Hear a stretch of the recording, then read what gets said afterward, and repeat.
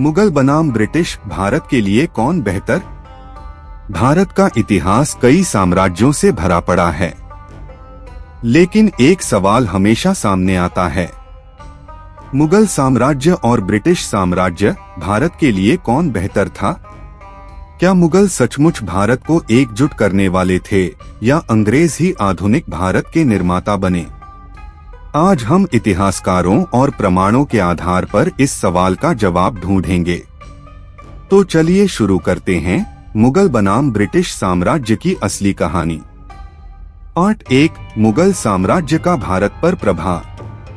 1526 में बाबर ने पानीपत की पहली लड़ाई जीतकर भारत में मुगल साम्राज्य की नींव रखी।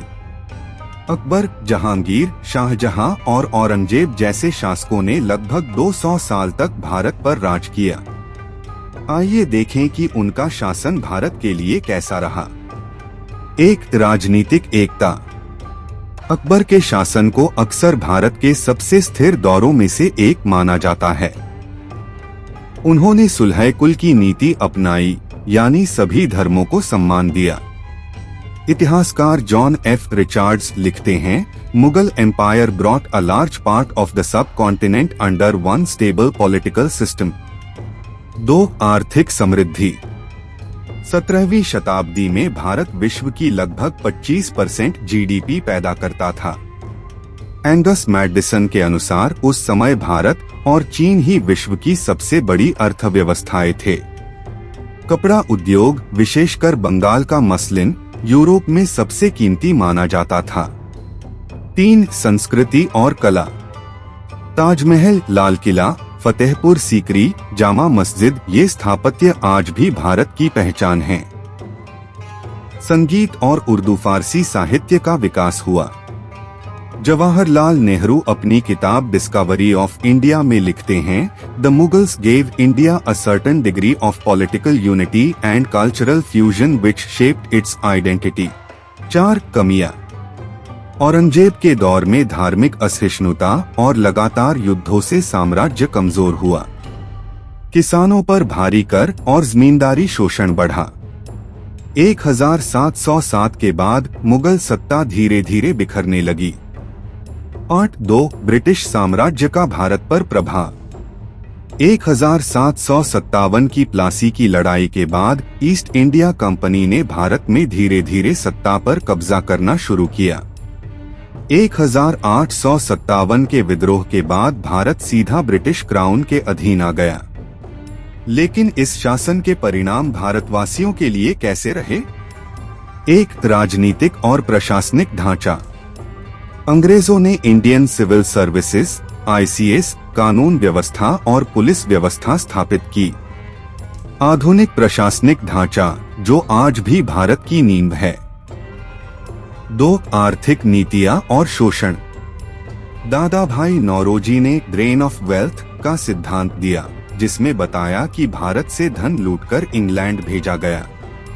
1750 में भारत का जीडीपी हिस्सा 24% था, लेकिन 1947 तक घटकर 3% रह गया।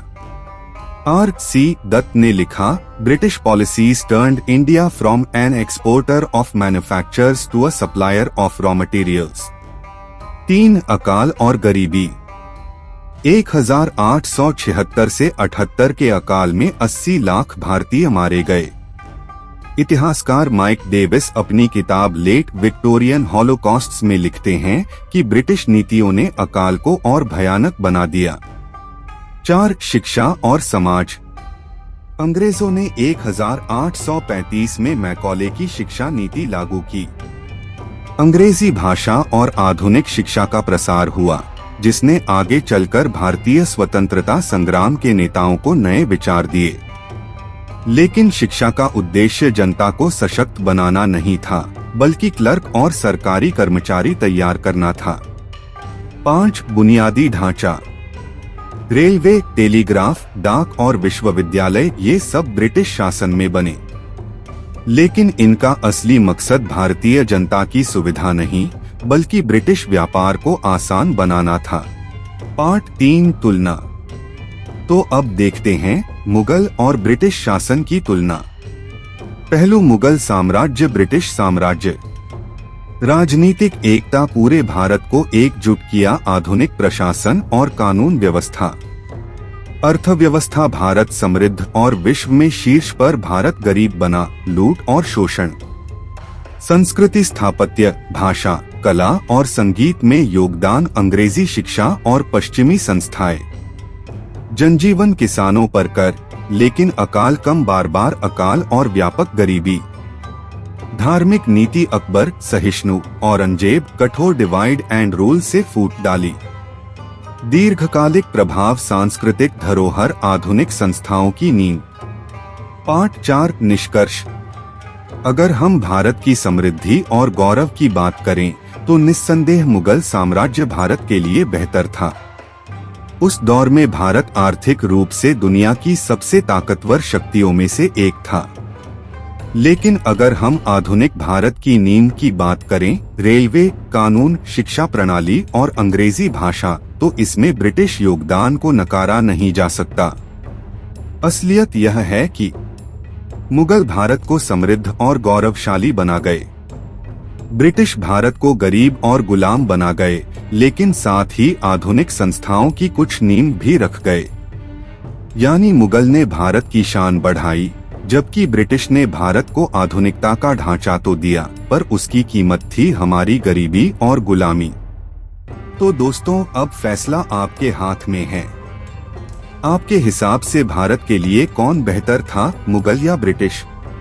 नीचे कमेंट में अपनी राय जरूर लिखिए। अगर आपको इतिहास की यह गहराई पसंद आई तो वीडियो को लाइक और शेयर कीजिए और चैनल को सब्सक्राइब करना मत भूलिए। मिलते हैं अगले वीडियो में, तब तक जय हिंद।